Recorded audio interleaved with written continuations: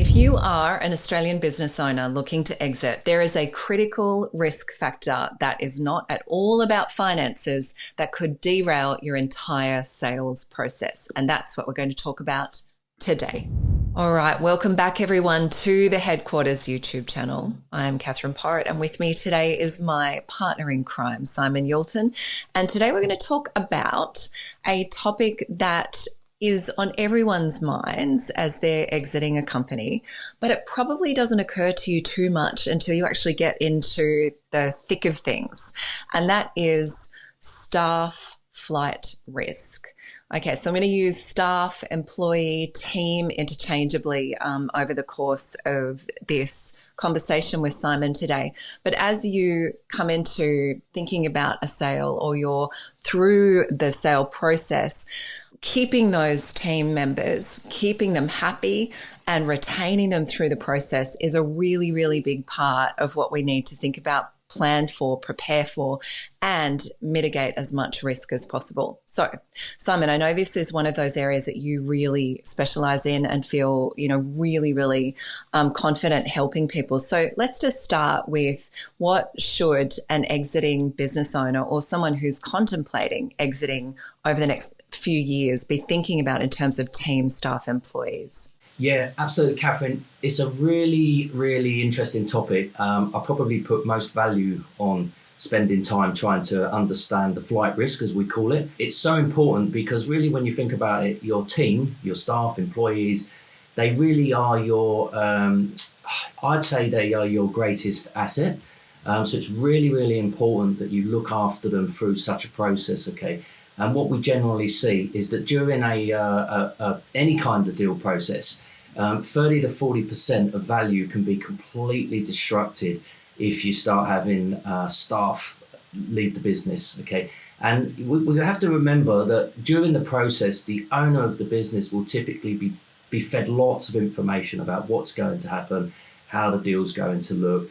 They're really fully abreast of what's going on at that critical time. The staff, on the other hand, they're not so fortunate, and they're often left, just wondering what might be happening, what are all the additional meetings that's taking place. And they start, if you don't feed them the right information, they start to draw their own conclusions. And then you end up experiencing what we call a ripple effect, where it just sort of infiltrates throughout the business as to what might be going on. And it sometimes couldn't be further from the truth. And it just can create a whole load of chaos. And not only can it jeopardize the deal and really cause stress amongst the people that are in the business, but it can actually really impact business as usual at the time that you really do need to be going into a deal in a really strong position. So it's a really, really difficult one, Kevin, and it's one that's absolutely top of the list that we need to put a lot of focus on through any process where someone's looking to exit the business. Yeah, absolutely. So we've talked before many, many times about the value of team, and oftentimes that's actually what the new business owner is looking to acquire, is all of that IP that rests with this team, that has relationships with the customers and the vendors and all of those things. So keeping your team really comfortable through the process is absolutely mission critical, as Simon was just saying. I wonder, Simon, in your experience, when is the best time to talk to the team about what's going on? Because you're right. I mean, otherwise they draw their own conclusions and all sorts of, assumptions start taking place, and they might be thinking that something is going on that is entirely incorrect. Let's think about it in 3 steps, really. So you've got the pre-announcement phase. So the point where there may be rumours in the business, there may be consideration for there needs to be a change to the way the business is today. And that happens a lot when owners have made it clear at some point they're going to retire from the business, or they're looking for additional capital to expand the business. I mean, there's so many times where everybody kind of knows that something is going on, but nothing has really been announced. So that's what we call the pre-announcement phase. And that's where the rumours can really go into overdrive if you've not got your team together and absolutely said, look, this is what's happening and so on, or going to happen, or this is what we're looking to do. So it's really important to be clear on the strategic plans of the business. And that is a real shift sometimes from what business owners are used to doing. Then you've actually got the announcement and the due diligence phase. So we are considering doing this, and we're now in a period of due diligence. They might be a requirement there to get individuals signed up to non-disclosure agreements. And what we often find as well as business owners, they don't know everything about the business. So they have to start to involve other people in that process whilst due diligence is underway. So that's really the phase 2. That needs a different way of managing that message, because all of a sudden, often can be the case. I mean, it's a bit easier with cloud-based systems now, but often will be the case. You'll have people you don't know coming into the business, and that's when staff start to wonder, why is this person here? Why is the meeting door closed? Why is the boardroom always occupied? So that's really the middle phase. And then after that, you've got the post-close point where the deal's been done. And that's not the point for the business owner or people to just check out. That's the point where, that integration needs to happen, and the new way of working or the new ownership structure, whatever it may be, that needs to really be bedded in. So you've got a really crucial 3 sort of phase factors there that you need to focus on during any deal. And that's and they will vary in length and duration depending on the type of deal. But typically, it's very uncommon for you to do a deal any other way but by going through those three factors as we use the terms for. And Simon, oftentimes when we're dealing with a company that's going through this, there's so many different factors that you need to take into consideration in terms of how much information you share, because there's oversharing too, which can also be a real problem. So I'm wondering if you have some more generic advice about what do you share and when to help to really keep that team feeling confident through the process? Depending on the type of the organisation. So we spend a lot of time on this very topic at headquarters when we're preparing businesses to exit. And it really does differ depending on the business. It depends on the structure. So if you've got a tier of middle management or executive management, or if it's just owner straight to all other staff, which, we see all variations. So, clearly if you've got a structure in place where there's supervisors, managers, between, your sort of hands-on staff and the owner, for instance, that's getting fed all of the information, there's a different approach. And we use the terminology there, we use a word for that, cascading approach. And that works really well. And we have a very strong view and belief. And in fact, we've seen it from multiple deals that the best way of handling this information, addressing the concerns, is to cascade it down through the business. You spend a lot of time with your management team and you make sure that, first of all, they're comfortable. Because, I think there was a report not so long ago, KPMG did, that I think 75% of executives do consider leaving during an M&A process. And something like a third of them actually do. So, if they're not, you want them to be your ambassadors in this process. And normally the relationship with a lot of the staff will be with their direct report. So if you can really spend time to get them on board, they will actually do half the job for you, and you don't actually need to try to get to everybody in the business, because you just won't be able to do it while you're trying to keep business as usual, work with the potential acquirers, and keep everybody happy. So you really do need to spend time doing that. And there is a danger in this process of over communicating. There's also a danger of communicating in the wrong way. And that's why I always like to lean on the line managers of the people we're trying to ultimately get to. So yes, there's a responsibility for the owner to spend time with the next tier of leadership, but then thereafter, you kind of need to sit back a bit and let the leaders become the ambassadors and actually do some of that job for you, because they're the ones probably with the relationship with a lot of the employees that are going to be really unsettled during the process. Yeah, I think that's a really good point. And what I like about it too is we spend a lot of time helping business owners to extract themselves from the day-to-day operations as well. So what you're recommending here with that cascading effect, where the top tier is really close to you and you're communicating about what's going on, and then they're managing down. That's another clear indication to the new acquirer that you've got a really robust hierarchy that's working really well with your team, right? Really fantastic advice there. So I'm wondering what's some of the specific questions and concerns that owners should be prepared to address with that team as they're going through the process? What are some of the things that come up that you need to really prepare for? Yeah, I mean, look, people are really going to be quite interested in their own self-interests at that time. So it's, you one of the other exercises we do when we've spent time mapping out, who's a potential flight risk, and we actually use flight risk matrix, where we actually, essentially, if anybody's ever been involved in stakeholder management, we spend a lot of time on that, understanding who the stakeholders are in the business. We then actually move to understanding the flight risk of those individuals, particularly the ones internally, but that can extend beyond as well to suppliers. So we can't just think about our internal team members here. We've got to think about how it can unsettle the wider stakeholders. But the purpose of today is talking about the staff within the business. So once we understand who they are, the influence they hold, the way they generally like to receive information, so you've really got to put in a bit of work here. We've got to craft a message that's really appropriate to them. So, middle management, executive management, they want to be assured that in a lot of cases, they're not going to be micromanaged under a new structure.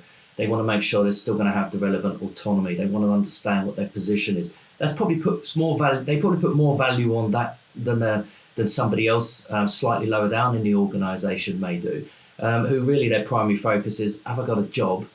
What hours am I going to work? How much am I going to get paid? For instance, we can see these shifts. So that's why it's really crucial to understand the full dynamics of the entire team, and make sure that your message is crafted in such a way where you're in the shoes of that individual, thinking, what's in it for me? Because in most cases, a deal is positive, and that's the ironic thing. It can often be completely destructive if it's not positioned properly. But I think we want this to be a positive experience for everybody involved. So the communication is almost make or break. It's really, really key. So, okay, so we've got a communication plan. We know the flight risk. We know who we need to really focus on, and we've got that beautiful cascading communication effect in play.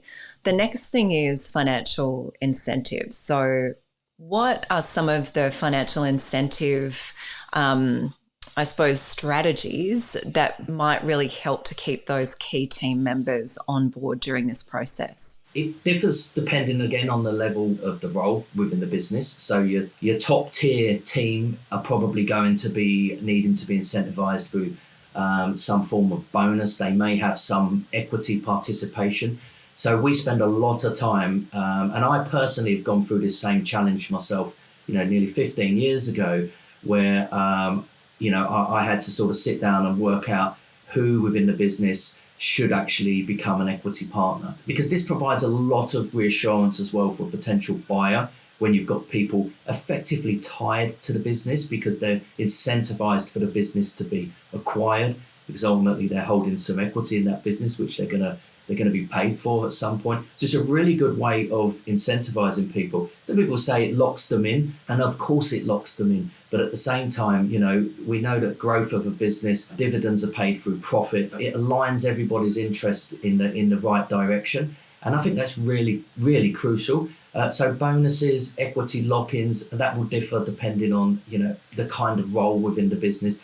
You'll also find that some people are just really comfortable understanding that they're going to have a consistent pay structure to what they've been used to, perhaps regular increments. It's really, really important in this process that you do perform a gap analysis, and we spend time doing this where we look at what the deal offers employees moving forward from a compensation package, what you've offered as a business, and where we can find positives. We really make a point of communicating them and really endorse the fact that it's a really good move for the staff to go into the new business. And that's why it's critical in this process that you look just beyond the regular financials. So the headline number of what a potential exit might look like, that's all well and good at the beginning, but you've really got to get into the detail and understand what does it mean for the staff. How will the staff be incentivized moving forward? Because you don't want your staff to be leaving the business, particularly where they hold, crucial relationships. And we know how it works. One person leaves, it unsettles the rest of the team. So it's so worth the effort to actually do that gap analysis and really work out what you might need to put in place to incentivize. And remember, you can do this as well. So even if the company doesn't that might be acquiring you doesn't have that package that's going to excite the staff, there's nothing to say that you can't create the structure with the acquirer. And we see that very often where we use that as an opportunity to negotiate how the terms of the deal will look. So you don't always have to accept just how it is. There are ways where you can assist with that transition by working with the acquirer, Catherine. Yeah, I totally agree. And it's such a critical component. This is something that for those of you listening who might be thinking, wow, this feels really big and, emotional and all of those things. And I'm dealing with my own emotions of going through the sale and, going through due diligence and those sorts of things, or preparing for that. This is where the headquarters does its best work. This is where we can be your, wrap our arms around you and link arms with you and just walk you through this process and help you to manage this, and also be those partners to really help you get those best outcomes. Because it is emotional, Simon, isn't it? Which gives me the next segue. So we can tie people down with great financial incentives and bonuses and equity, and there's all sorts of different ways to do that. But it's actually really emotional for everyone, for the owner, for the team. So what are some of those emotions that the team might be going through, and how do you, as the person who's exiting, really help to mitigate the emotions and the heightened kind of concerns that people might have? One thing I can tell you that doesn't work is just cascading information on a group basis. It's good to do that for sure, but you really do need to invest the time and actually meet with the team or the manager, whoever you trust in that responsibility to, on an individual basis, because there will be a lot of worries, concerns, fears, doubt about the future that you need to hear on a one-to-one, and people are just not going to be comfortable raising that in a particular group setting, particularly if you've got a whole team of middle management that are completely positive because you've done your work really well. They're all the ambassadors of this journey and endorsing it, and it can be really hard for people to speak up. So everybody's different, everybody's going to have different concerns, and the further down the organisation you are, you have to remember you generally know less about what's going on. That absence of clarity and information and the assumptions from above that people in the business know exactly what's happening because you feel you've painted that picture, you've explained it, so everybody should know. I can assure you that's not the case, because the minute you talk to someone about we're about to sell the business, and then you go on and explain what's going to happen, you can guarantee that the first 30 seconds of what you've just said, all they're thinking about is, oh no, they're selling the business. So it really is important to invest that additional time to sit down with people and almost have that one-to-one. I recall a business myself, and the owner of that business went all around the country, flying interstate, meeting with key people, having that one-on-one. It was like a rock band on tour. They were literally in a different state every second day. But do you know what? It made a huge difference, because 6 months past the process of that deal happening, 95% of the staff remain in the business. So it takes time. And interestingly, the feedback we got when we were assisting in that process about the concerns of the staff were really, really different. There was not consistency, I suppose is the way of putting it. Everybody's concerns was completely different. One guy used to pick up his child from nursery. Would he still be able to do that? No one else had that as a concern, but that was a concern for this guy. Another person just liked to do a half day working from home, was super productive. Would that still be an option? So there's really different concerns people will have. And your job through this process is to paint that picture and make that vision really clear, just to stop that flight risk. Yeah, I think it's a really good point. And I think it's one of those things, again, a lot of the owners that we're dealing with are going through their own emotional journey. And you have to really be able to separate that from these conversations, because you can't let your concerns and the anxiety you have about, going through the due diligence process in any way, shape or form, sort of mitigate that vision painting that you're having with that leadership team and your whole staff. So it is really important to have partners around you, people like Simon and I at the headquarters who can be there and you can tell us what's going on. Be anxious with us. Let us help you with those things, the emotions that you're going through, so that that doesn't leak into those conversations with team. Would you agree, Simon? I would, because the organisations or businesses, companies, whatever we want to call them, it's really changed, and the way we have to, the people in business now, it's easier than it's ever been for people to move roles. Everything is often digitalised, so the risk of losing clients, the risk of losing staff has never ever been higher. So you have to absolutely take time. People have in the business clearly an emotional attachment to a lot of staff. They've worked with them over a long period of time. They've built relationships.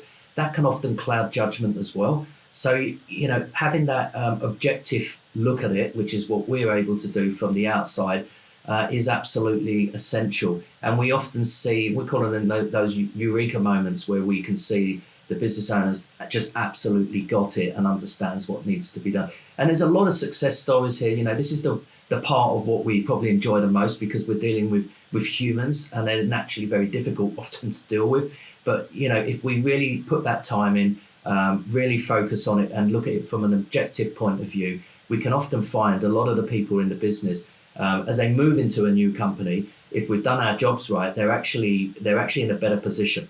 They've got better job security. They're not worrying about when the owner's going to retire or whatever the trigger might be, but they're in a position where they're able to thrive in a new organisation. But they've got to go into it positive, and they only go into it positive if they really know what that vision looks like. And that's where our job comes in and is crucial. Absolutely. All right. Now, we've talked a little bit about the leadership team and how crucial they are. And oftentimes they are one of the most important factors to the sale. Keep retaining them, making sure they're engaged. Having been through this so many times, I recall so often there's this issue around that leadership team just wants confidential information, or they've got questions that you just simply can't answer. I'm just wondering if you have any advice for owners going through this and battling, okay, teams are wanting information that you literally don't have right now, or they're wanting access to things that are highly confidential. How do you handle all of that? First of all, you've got to tell the truth, because losing trust during this process is the biggest destroyer of a deal. It's the biggest destroyer of the culture that you've created within your business, and you'll just naturally lose people. There's no shame in saying I don't know, and that's often what you have to say, because the question being posed to you just may not have an answer to. But you finish that off with, I don't know, but together we're going to find out. So let's work on this together. So you involve the team in the process, okay? So you're not there to answer every single question straight away, because you just might not have all the answers. And some of the things you will be asked, I can guarantee you won't have an immediate answer for. The worst thing you can do is try to answer because you think, I've got to answer because that's the way I'm going to reassure people. Then that doesn't ring true. Then you've destroyed an element of trust. And that's as simple as that. So you really do need to involve people in the process. Different people need to be involved at different levels. We spend a lot of time working out how to involve people, even if it's at a very minor level. But if you give people responsibility, you make them feel part of that process. All of a sudden, they feel involved in this change, in this movement that's taking place. If you don't, and you just constantly telling them this is going to happen, it's going to happen then, that's what you're now going to be doing moving forward. Change is imposed upon them. Now, no one likes change imposed upon them. They all like to have some form of say in the process. So it's really, really important to do that. And you can find some involvement for everybody. And it really, sometimes what we might think is not significant, for that person being involved in something, it really can be. For example, we were working with a business not so long ago, and it was just a case of relocating items, or understanding the items on lease, what the implications are if we relocate them. Big printing machines, water coolers, things like that, vending machines.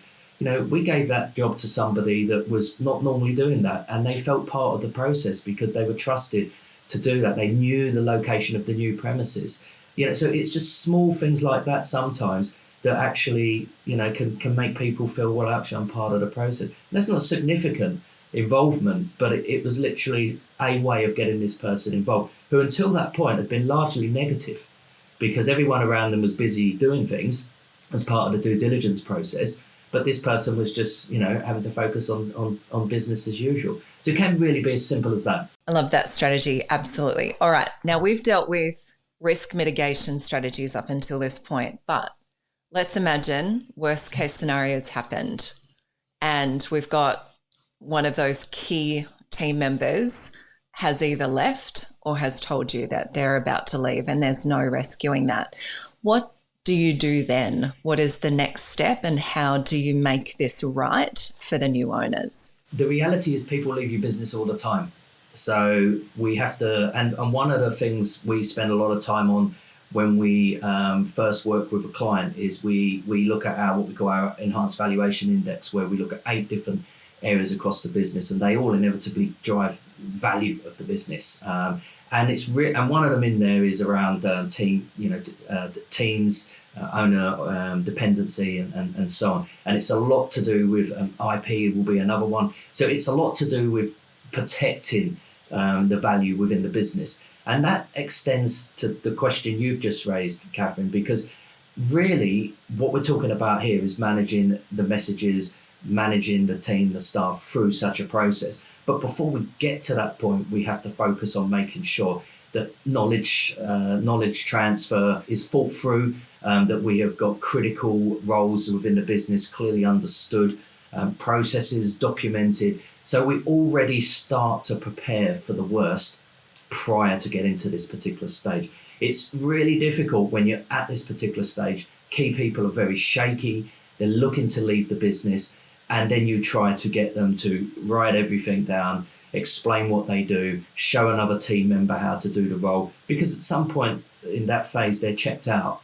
Okay, so if you're trying to do that at that stage, the chances are it's already too late. So we really, really encourage that we use this sort of methodical stepping process through to make sure that your business is really well positioned. So when we are at a position where we've got a buyer that says, okay, I want to start due diligence, we now need to start talking to the staff and involving them in the process. We've already done a lot of the work, okay? And also by doing that, it actually makes people feel more comfortable because they can see we've taken the whole process seriously. And we strengthen our hand as business owners. We become more in the position of power, I hate to use, but effectively that's really what happens once we start to make the business just become a bit more serious. And when you're able to demonstrate that to a buyer as well, of course you're enhancing your value, because the buyer's biggest concern is flight risk too. So they're looking at that at the same time. We've spent a lot of time here talking about what we do as business owners, but the buyer's looking in at the business, and the buyer is often going to want to meet some of these stuff, and they're often going to want to make sure that you have thought through what the scenario is if this key person or staff leaves. They don't want to inherit a problem by spending a lot of money on your business. Okay, so it's your job to really make sure that you spend time making sure you've de-risked the business before we get to this critical phase. And then it's a case of looking after the staff through this process. Absolutely, 100%. And I'm just going to take a little segue here, a moment to just give a big shout out to the headquarters and the work that Simon and I do. And we can, like I said, link arms with you through this whole process. So if you're a small to medium-sized Australian business owner looking to exit sometime in the next 12 months to 5 years, then look us up at theheadquarters.com.au. We are not business brokers. We get involved before the business broker. We get you set up ready for success, and we look at those key levers that can enhance your valuation and make sure that you're ready to tackle all of these things that we're talking about here. So you're set up for success, and we can enhance that valuation, and you're ready to go for an exit or investment or whatever that might be. So check us out over at theheadquarters.com.au, and we can speak to you about your specific circumstances, your team, and your big ambitions for your sale. All right, so Simon, we've gone through a lot of communication, but there's one really big one that I do want to tackle with you, and that's about the announcement. So thinking through, how do you announce this? We've got a deal done, everything's ready to go. And look, oftentimes, as much as we've just given a whole bunch of advice about talk to your team, keep them abreast of everything prior to the sale, sometimes owners hear this message from us a little bit too late, and it's at the announcement that we're telling people what's going on. So what specific strategies do you have around the announcement, and how would you do that depending on the size of the company? The announcement is make or break, really it is, for attention. So it's super, super important to understand how you're going to make the announcement, who's going to talk, what's going to be spoken about. You're very prepared for questions, because you will get some questions. As I say, the real key ones are the ones that you'll get on a one-to-one basis, but you will get people ask questions in the group. You need to be a bit prepared to pay a bit more attention than you might normally to body language, because that's going to be really important to see who's engaged. You can see as well in these announcements, I've done many of them with business owners, I've done many myself as a business owner, you can clearly see people looking around at other people to understand what they're thinking. And it's just, it's remarkable when you look at it, and you're the owner of the business, you've ran the business for many, many years, and you can see a lot of your staff members looking at somebody else who's a colleague of theirs to see what their reaction might be. Okay, and people often like to be led because they're very uncomfortable, trying to understand this and comprehend what's happening on their own. So they look for that support. Now, we'll work to understand this. And again, I come back to that flight risk matrix where we analyse it from a stakeholder perspective, and we really understand which of the individuals in your business hold that influence and are able to comfort others. And the strategy is always, and I'm really happy to be convinced otherwise, is always to pick off a few key people and you make the announcement to them first, and you really get them comfortable. And then within definitely no longer than a couple of days, so 48 hours is the rule we typically go by, you would make a wider company announcement. Sometimes it differs from there, because sometimes, depending on the size of the company, there's a longer period of time that you need to give contractually, because you may be involved in there may be a non-disclosure agreement for a period of time where you can't announce certain things. There's often press embargoes and things like that, depending on the type of organisation. Regulatory issues, if you're trading on the stock market, not on the market, that can differ too. So there are other factors, but as a general rule, you've got to pick off the people who are going to be assisting you with this message. You've got to make sure they're comfortable, and then very quickly you have to announce to everybody else, because you will find things will slip out. And you will find, particularly we have a joke in Western Australia, everybody knows everybody. It's a big country town. And you literally would find out about anything within a few days. And that's the worst thing, because all of a sudden they never trusted me enough. They didn't tell me. So it's really, really crucial. It's absolutely essential that you provide clarity on what the future will look like. Ideally, you try to work an announcement with the buyer, or you, at the very least, suggest when the staff are able to meet the buyer or meet a colleague. So you've got to put that reassurance process within an announcement as well. So you have to give a lot of thought to that actual announcement, and remembering they're thinking in their head, what's in it for me, okay? And they're going to be only listening to those first few words that come out of your mouth. So you need to really quickly try to get them back on the page. The positive to all of this, though, is that a coordinated and a really, really well thought through announcement can have massive, massive positive impact on retaining staff. I mean, there's research out there that says 35 to 40% of all staff will remain through that critical transitional period if you've coordinated your announcement in the way that we're just describing here. So it's absolutely worth the effort. It's also worth using us as a sounding board to understand what you should and you shouldn't be talking about, okay? Because you can dig yourself a very big hole by talking about things you think might be happening or might happen, and then they don't happen.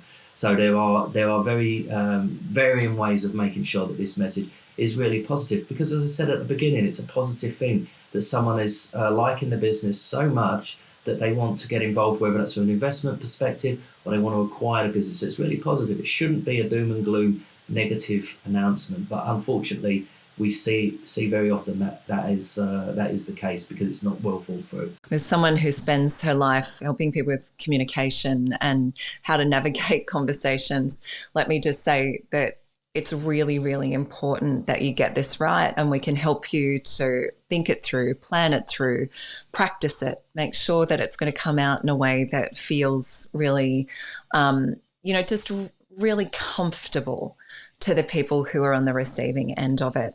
I do remember the first time that I went through this myself actually getting quite emotional in that room.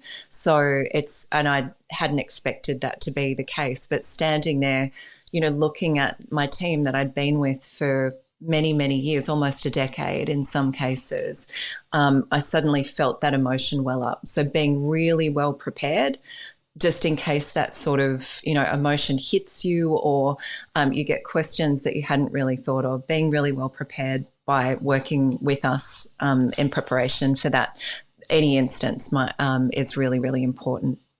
All right. So one other really important factor in all of this that we haven't talked about too much is how much do we get the buyer involved in all of the things that we've just talked about in the communication, in confidentiality and retention process and the announcement process. How much do you involve the new buyer, and what strategies would you employ here, Simon, to get the best out of it? Yeah. So look, I always say to businesses that due diligence is as much about you understanding the buyer's business as it is preparing your own for the buyer to understand your business. And it extends absolutely to understanding how the new buyer, the new owner, the investor is going to look after the staff and the team, employees, the people within your business. So there needs to be a good understanding from your part on how compensation packages work, how they spend time nurturing culture. Will they be imposing their culture on your team, or will there be consideration for previous norms and values and whatever has been the way that you've built your business successfully to the point it's now likely to be acquired in some form? So there is absolutely, it's a two-way street. And I can tell you, having been involved in purchasing lots of businesses myself, where we were expanding our own group of businesses, we did something like 27 acquisitions. And during that process, if I didn't get asked by the business we were looking to acquire how we treated our staff, what we did for them, how we essentially, would describe our culture, that would be a big concern of mine, because it would show me that the person looking to exit is not really thinking about the people in the business, and that would put me off. And I think I'm probably speaking for a lot of buyers out there. It would probably do the same. So it's really, really important that you spend time to understand that, and it's the more collaboration that you can do with the buyer, the better, because the buyer's quite scary to people in your business, especially if they've never met them. They're just hearing things, and if it's often a much bigger business that's acquiring you as well, that adds another feeling of further anxiety in the whole process. So it's super, super important that where possible, you have some joint collaboration, you introduce some of your staff to the buyer, or what works really well is you introduce them to people they're going to be working with. You can take them. So just last week, we took a business to, it was actually in my state, so I was able to physically go there to do this. We took a business to the new premises where they're going to be working. And they got to see the gym that was there, and they got to see the I think it was like a breakout bar and stuff like that. And you know what? It was a really, really good touch, because that deal hasn't completed yet, but it really set the scene for what it's going to look like moving forward, and created so much reassurance amongst the staff that it just completely changed the attitude from nervousness, a bit of the unknown. Now that buyer obviously really appreciated culture, and that's why they extended the hand to do that. You have to question yourself, if you have a buyer that's not prepared to roll their sleeves up and get involved, are they the right buyer for you? And I'll give you one example. We had a manufacturing business over east that we were working with, and they had 3 offers on the table, and they actually chose the offer that was slightly less from a numbers perspective, but it was evident that acquirer put a lot of emphasis on staff, on well-being, on the culture, and it would just be a far easier integration and a a better journey for all involved in that business. And they chose that deal, and that deal that's 9 months past now. And there's been a couple of staff out of 40 that's left. I mean, the percentage rate on there is phenomenal. Now, had they gone for the highest offer, it was a lot less evident that there was an emphasis on the team. There was going to be a lot of other changes that would impact the way that they worked. There was going to be no sort of ability to work on a flexible way that they'd been used to.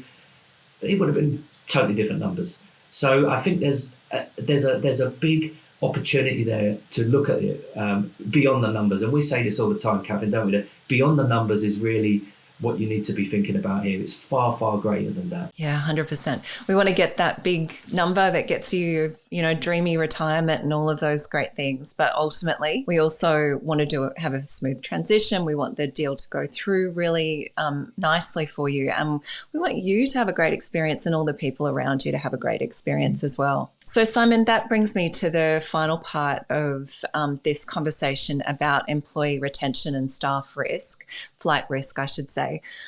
So we spent a lot of time helping small Australian businesses prepare for sale.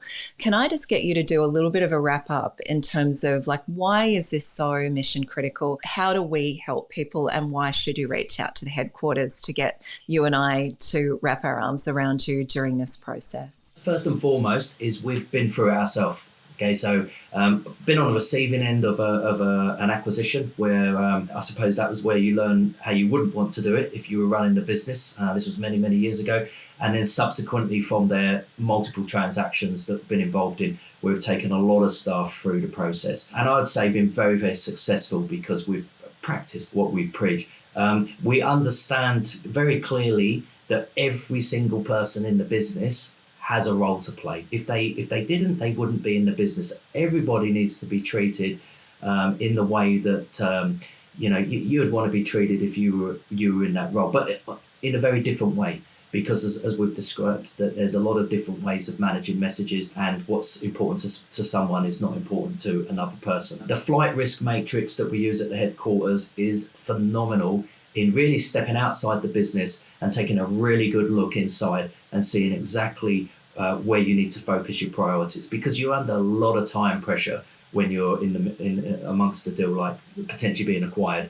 You really, and you still have to do business as usual, as I keep saying. So you really do need to prioritize where you focus, and that can be really hard to see when you are in the business. Us being external makes it a whole lot easier. And then a really, really big one, which is so important, is never underestimate the emotional strain you as the business owner will be under as well. And there are moments you sit there and you just don't know what you need to do. You are literally worried about how someone might perceive the news, and it can keep you awake at night. And I will assure you that if you are not having those moments, then something's normally wrong, because you will, and they're fine and they're normal. And you will have those moments before the deal, during the deal, and after the deal. And everyone around you will be no different. The good news is we've seen all of those moments. We know they're coming. We know what to do when they arrive, and we're able to help guide you through the process. So rest assured, you're not in this on your own. You're in very safe hands with us here at the headquarters. So keeping your team intact is absolutely mission critical during a business sale. So hopefully today has been incredibly helpful to you if you are going through this process or thinking about going through this process as an Australian small to medium-sized business. Now, if you want more information about how we work here at the headquarters, head on over to theheadquarters.com.au, schedule a time to speak with Simon and I about your specific business and what it is that you would like to achieve with your exit strategy. Looking forward to getting to know you. My name is Catherine Porritt. My partner in crime here at the headquarters is Simon Youlton, and we will see you on the inside.